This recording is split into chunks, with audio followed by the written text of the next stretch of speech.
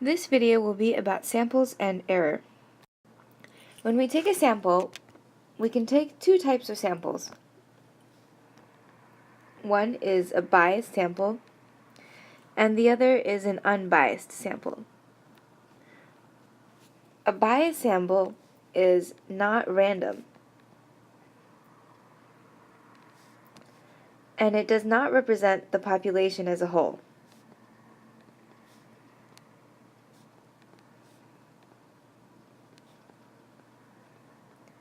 Meaning that there is some portion of the population that is less likely to be chosen than other portions.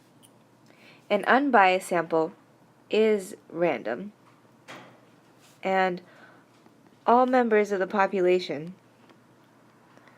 are equally likely to be chosen.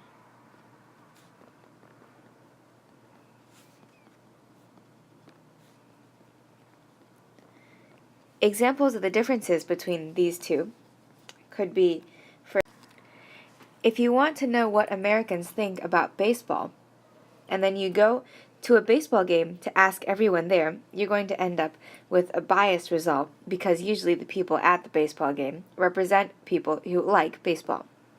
An example of an unbiased sample would be going to a grocery store and asking every 10th person who enters what they think of baseball, because you assume that people who go to a grocery store represent the entire population in general. Let's say I want to take a sample of a proportion. In other words, I want to find out a percentage. For example, let's say I want to find out the percentage of people who like math.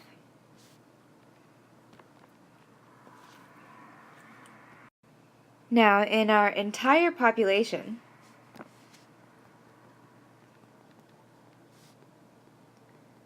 we know that there is some unknown proportion, p, of people who like math,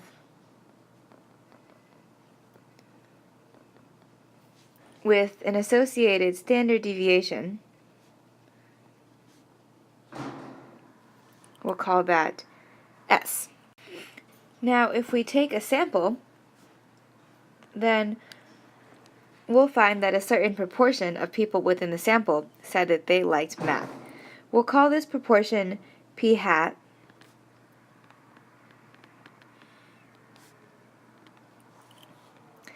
and we'll say that this should be a good estimate of what the actual proportion p is.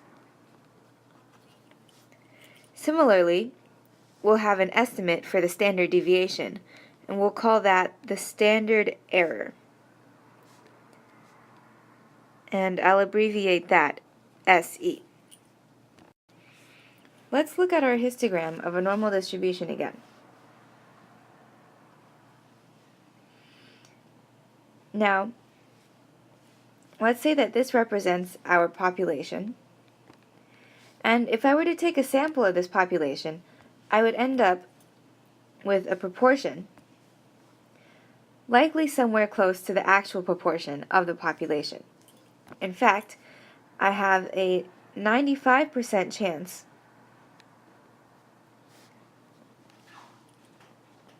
of returning an estimated proportion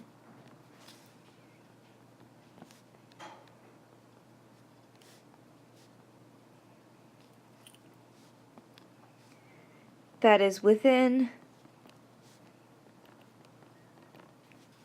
2 standard deviations of the real proportion. This is just because we know that 95% of all of the data lies within 2 standard deviations. So if I were to choose a random data point at any point along the histogram, I have a 95% chance of landing within 2 standard deviations from it. Now let's look at our histogram for the sample. It's going to look pretty similar, but where our population had a p, we're going to have a p hat. And instead of having standard deviation, we're going to have standard error. And just like what we said in the last slide, we can say that there's a 95% chance that the actual value P is within 2 standard errors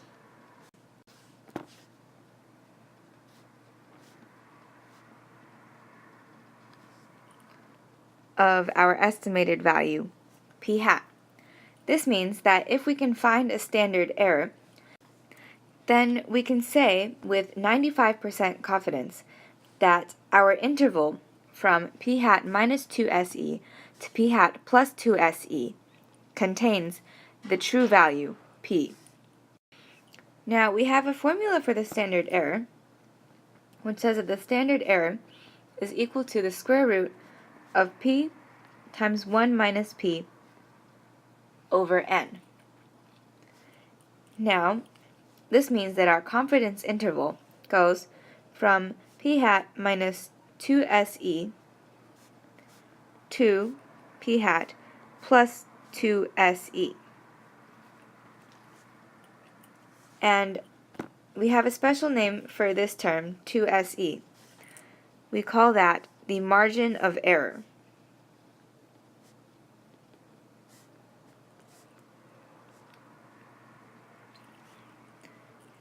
And so once you find this confidence interval, we interpret that by saying that there is a 95% chance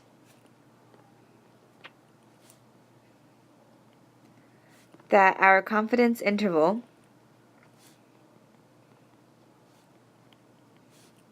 contains the true P.